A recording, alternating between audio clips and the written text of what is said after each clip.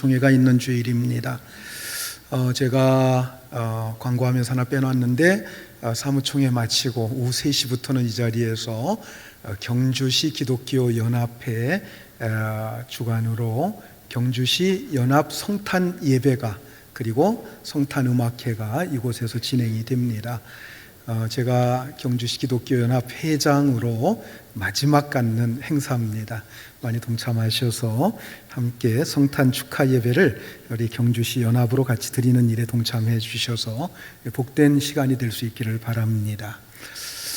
자, 오늘 예배에 나오신 여러분들을 주님의 이름으로 사랑하고 축복하고 환영합니다. 옆에 분들과 같이 인사합니다. 사랑합니다. 축복합니다.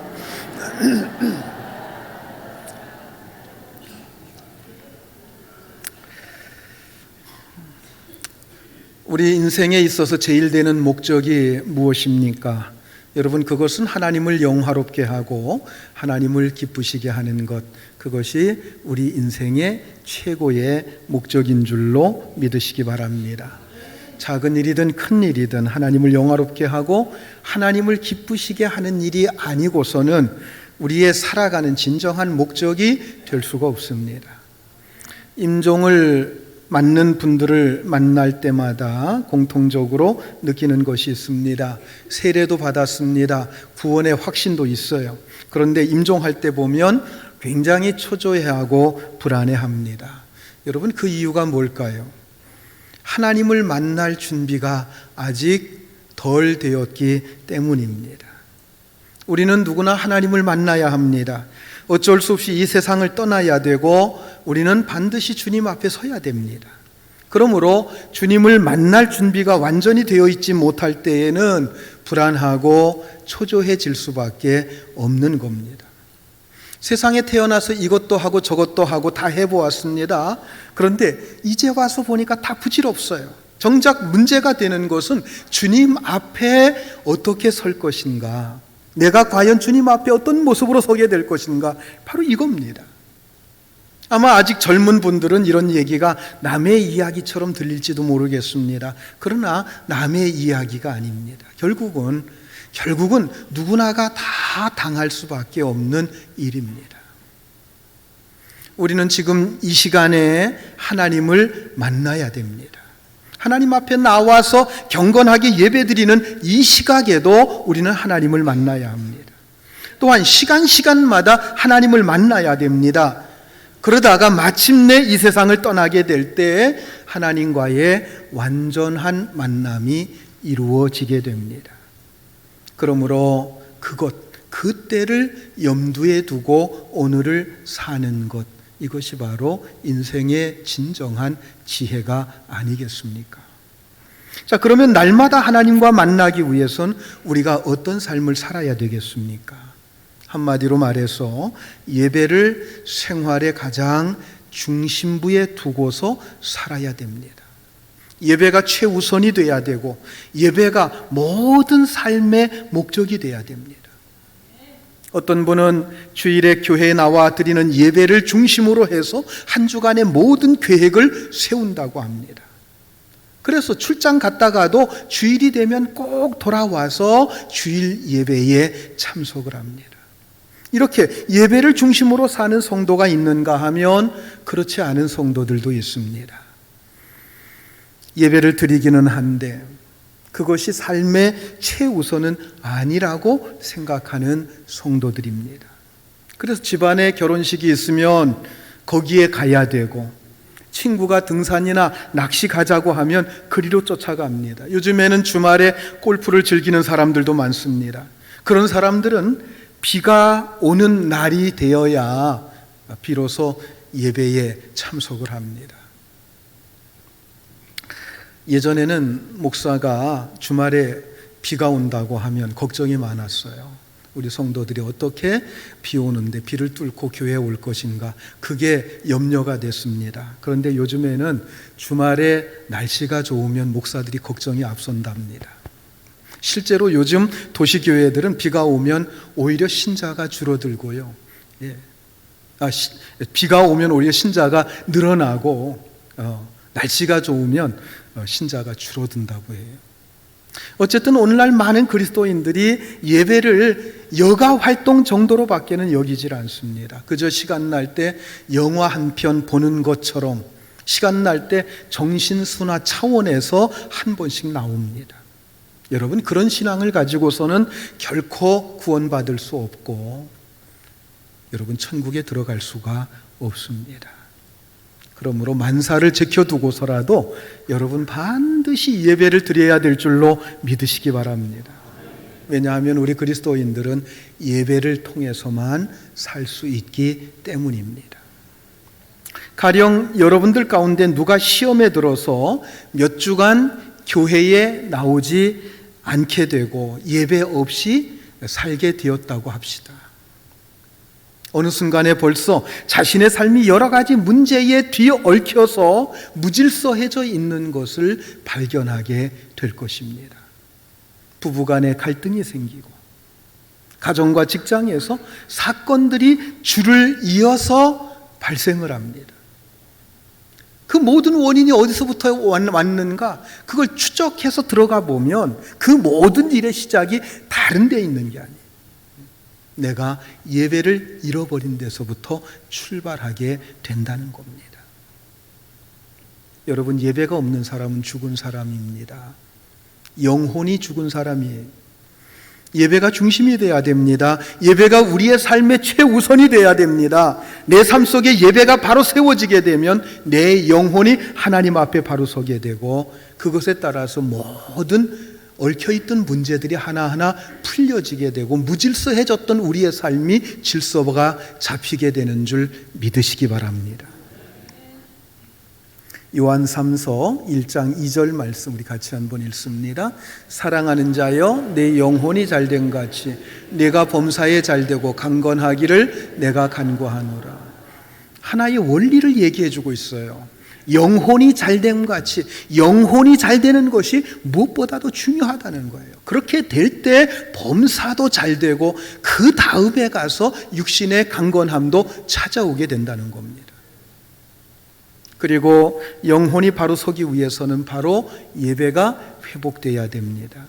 자, 물론 여기서 예배라고 하는 말은 지금 우리가 드리는 이 예배만을 의미하는 것이 아니라 여러 가지 아주 복합적인 의미가 예배라고 하는 이 단어 속에는 들어 있습니다.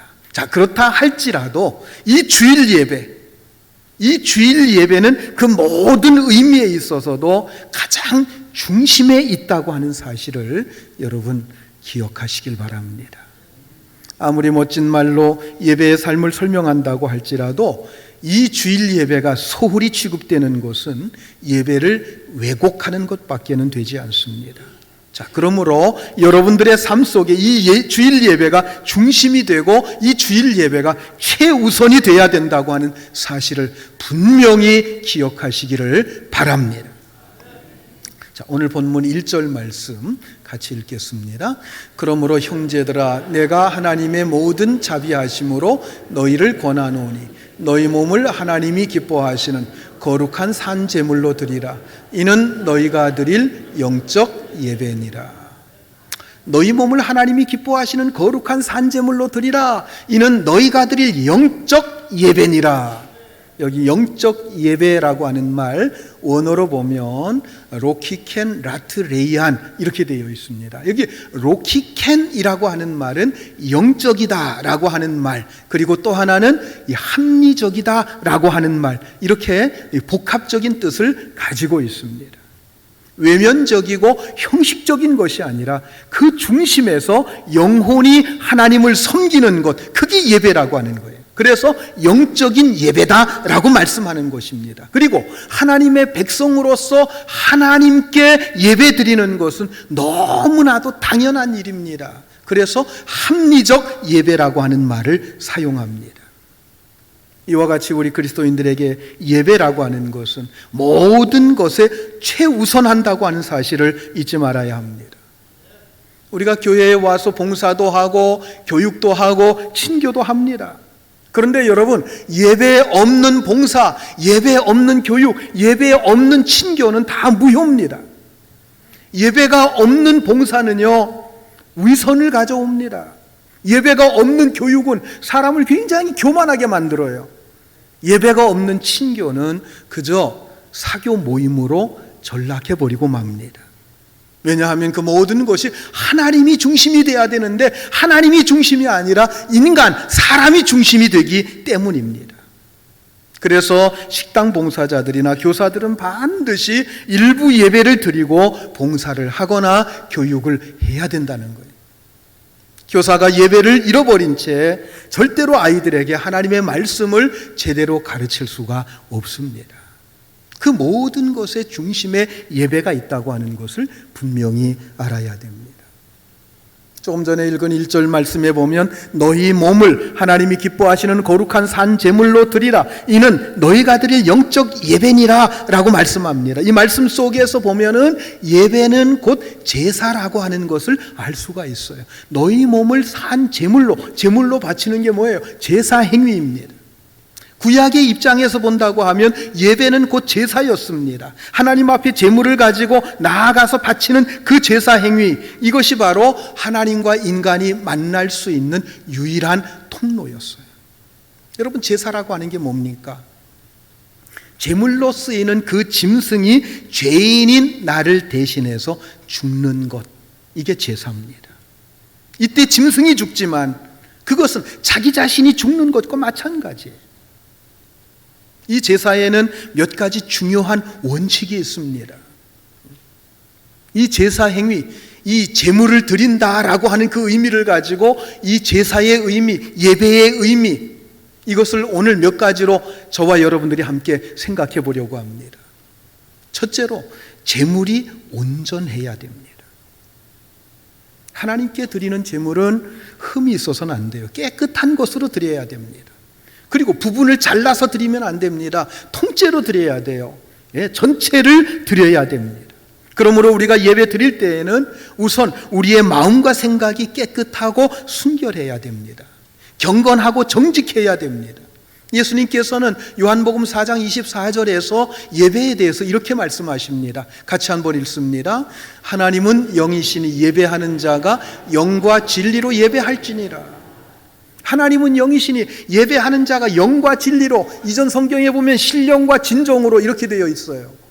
여기서 영이라고 하는 것, 신령하다고 하는 것, 이것은 영적인 분이기 때문에 영적인 예배를 드려야 된다라고 하는 거예요. 영적이라는 얘기가 뭡니까? 우리가 경건한 마음을 가지고, 거룩한 마음을 가지고 드려야 된다라고 하는 것입니다. 그 다음에 진리로 드린다, 이것은 진실함으로 드린다라고 하는 뜻입니다. 여러분, 경건함과 진실함, 이것이 예배의 가장 기본적인 자세입니다. 자, 그리고 오늘 본문에서 너희 몸을 드리라 그랬어요. 여기서 몸이라고 하는 것, 그것은 바로 이 몸뚱아리만을 얘기하는 게 아닙니다.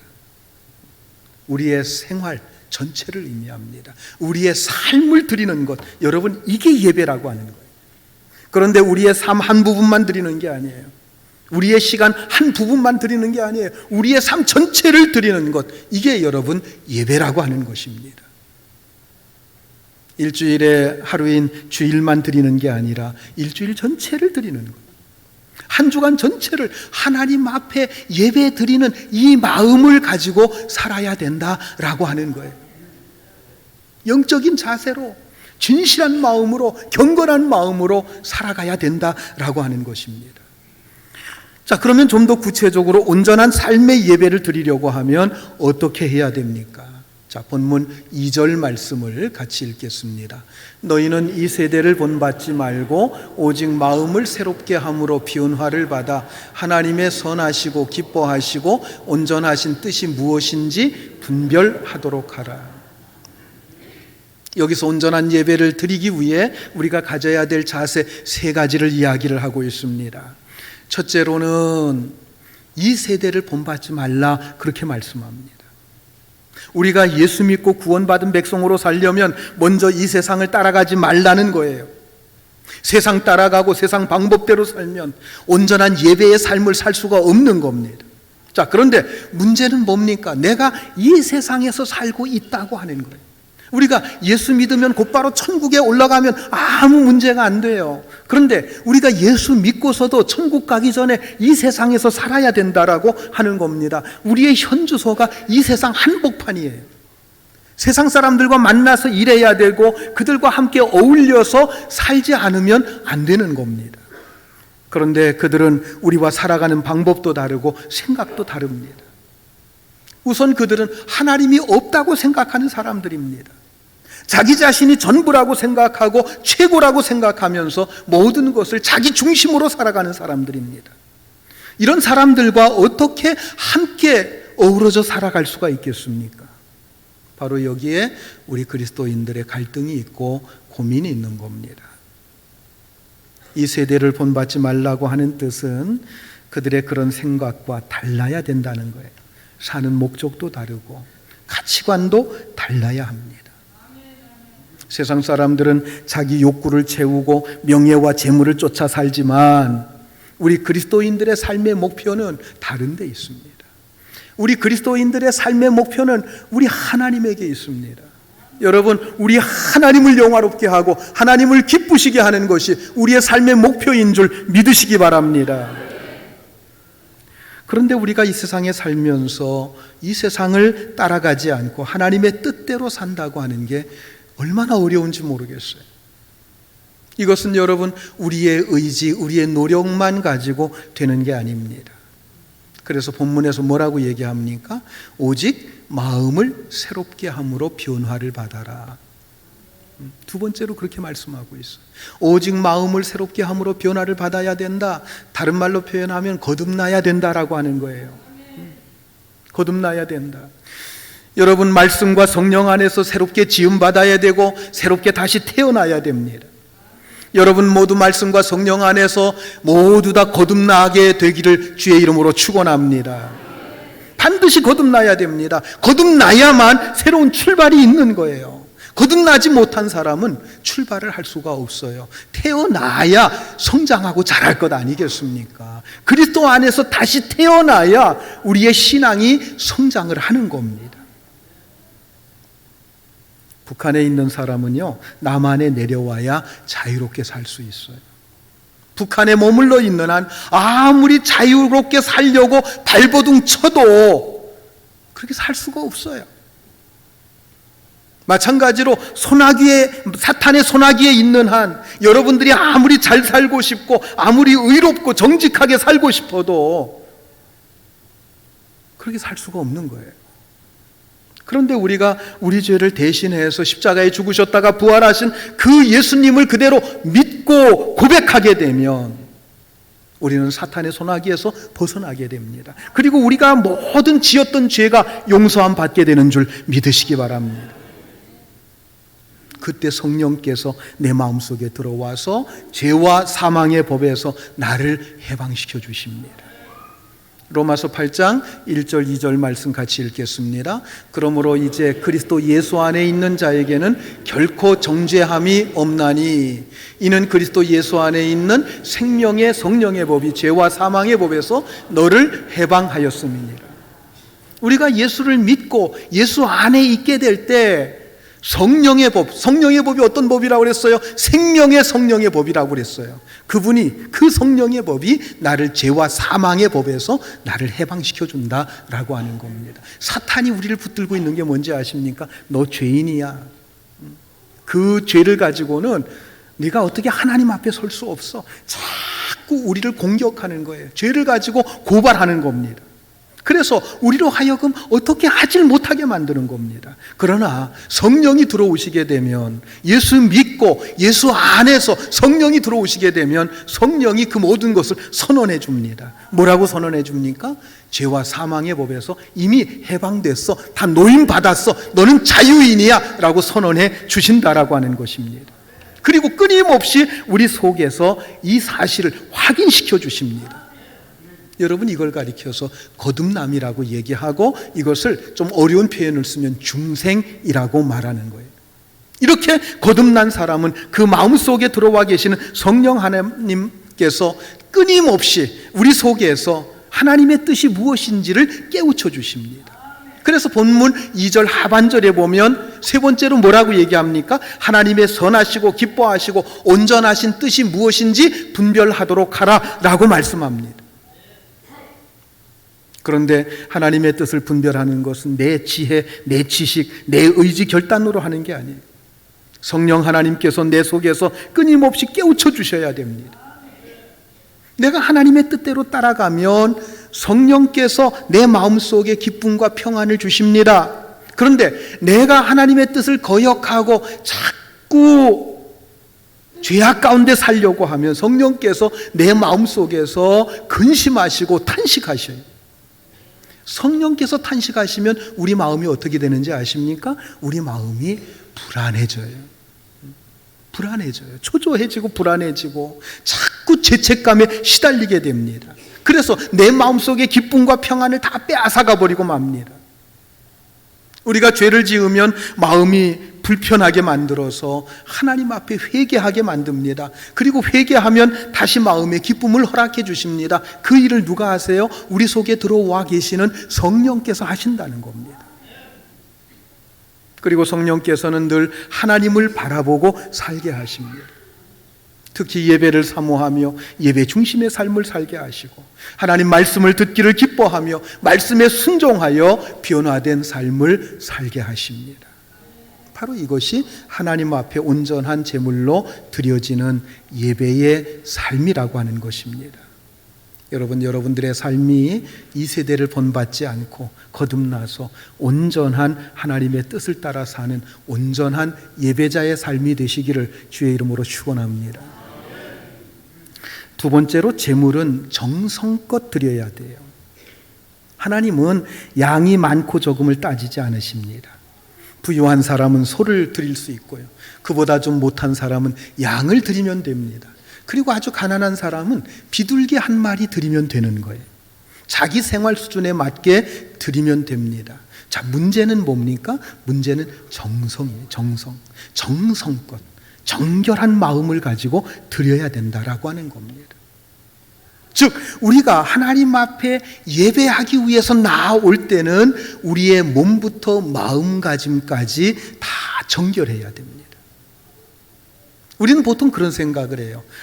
예배드리는 마음이 중요한 거지 그 형식이 뭐가 중요해? 형식은 별로 중요하지 않아. 그렇게 말을 합니다. 맞는 말인 것 같아요. 그런데 여러분, 여기서 우리가 알아야 될 것은 이 마음이 넘치면 여러분 그것이요 형식으로 나타날 수밖에 없다는 거예요. 마음이 없으면 형식도 제대로 안 갖춰요. 그런데 마음을 다하게 되면 형식도 갖추게 된다는 겁니다. 여러분 젊었을 때 다 연애편지 한 번씩 다 써보셨죠? 연애편지 어디다 씁니까? 어떻게 씁니까? 예? 신문지 같은데 북북 찢어가지고 거기다가 대충 써가지고 보내는 사람이 있어요? 연습장 같은 데다 대충 써가지고 보냅니까? 아니잖아요. 어떻게 해요? 아주 예쁜 꽃그림이 있는 그럼 핑크빛 나는 그런 종이 골라다가 거기에다가 정말 정성 들여가지고 썼다 지웠다 해가면서 그렇게 정성 들여가지고 보내보시지 않았어요? 저만 그랬나요? 마찬가지로 하나님 앞에 예배 드릴 때에도요 하나님을 경외하는 마음으로 몸가짐을 바르게 하는 거예요. 그리고 그렇게 형식을 잘 갖추게 되면 더욱 마음까지도 따라가게 되는 겁니다. 여러분 우리가 어른을 만날 때에도 몸가짐을 바르게 해야 되잖아요. 하물며 우리가 하나님을 만나는 그 예배를 아무렇게나 하고 드릴 수는 없습니다. 그래서 가급적 주일 아침에는 깨끗이 씻고 깨끗하고 정숙한 옷을 입고 예배에 나오는 것이 굉장히 중요합니다. 하나님 앞에 헌금 드리는 것도 그래요. 미리 깨끗한 돈을 준비해서 정성껏 드리는 것과 예배 시간 다 돼가지고 막 주머니 뒤져서 꾸깃꾸깃한 돈 갖다가 대충 넣는 것과는 분명히 다른 거예요. 하나님 앞에 드리는 것은 무엇이든지 정성을 다해서 드려야 됩니다. 여러분 구약에서 제사를 어떻게 드리는지 얼마나 그 절차가 복잡한지 한번 좀 살펴보세요. 우리가 예배를 드리기 위해서 정말 얼마나 정성을 다하는지 한번 돌이켜 보시길 바랍니다. 오직 하나님만을 높이고 하나님을 섬기는 자세가 여러분 중심에서 흘러나오시기를 바랍니다. 그래서 하나님을 기쁘시게 하는 예배를 드릴 수 있는 여러분들이 되시기를 주의 이름으로 축원합니다. 마지막으로 산 제물이지만 하나님 앞에 드릴 때에는 어떻게 드려요? 죽여서 드립니다.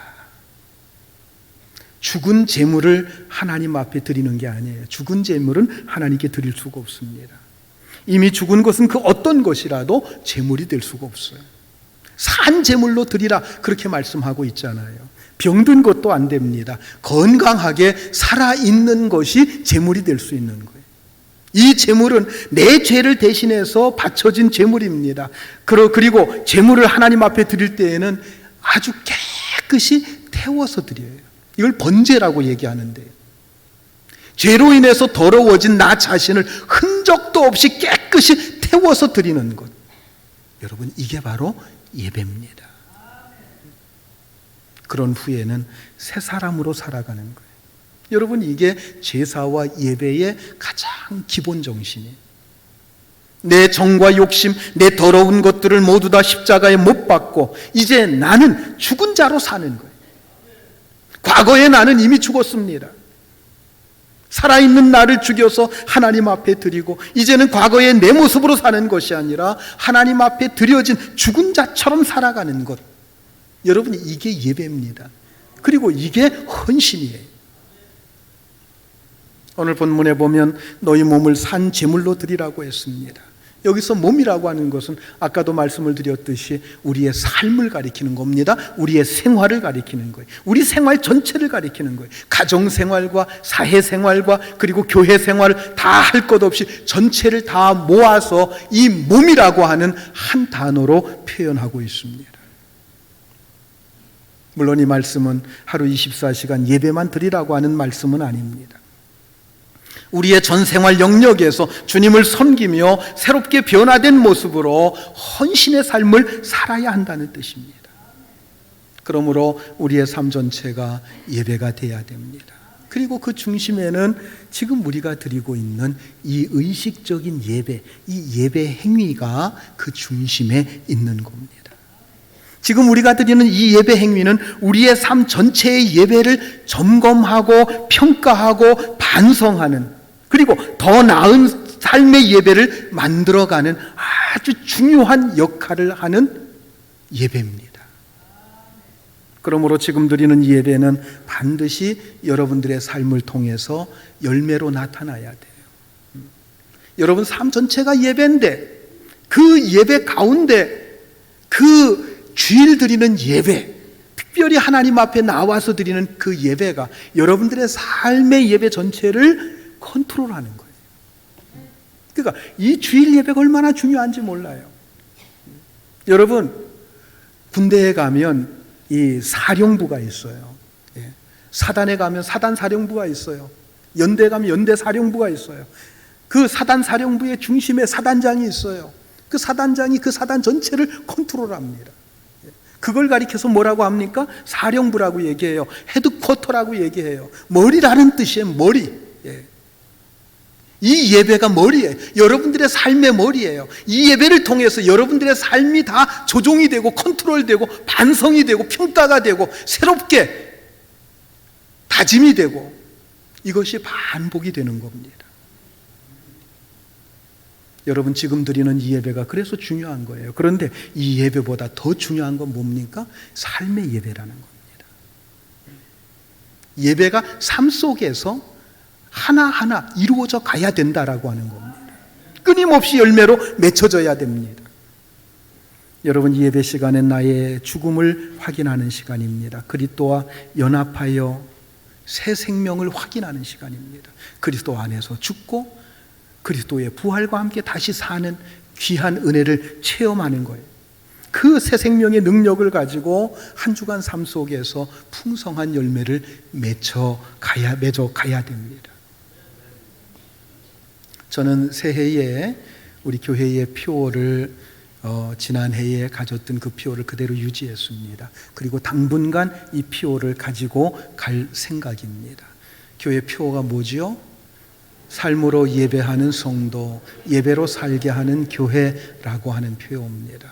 삶으로 예배하는 성도, 삶으로 예배하는 성도, 삶이 예배가 되고 삶 전체가 하나님 앞에서 예배드리는 자세로 살아가야 된다라고 하는 것입니다.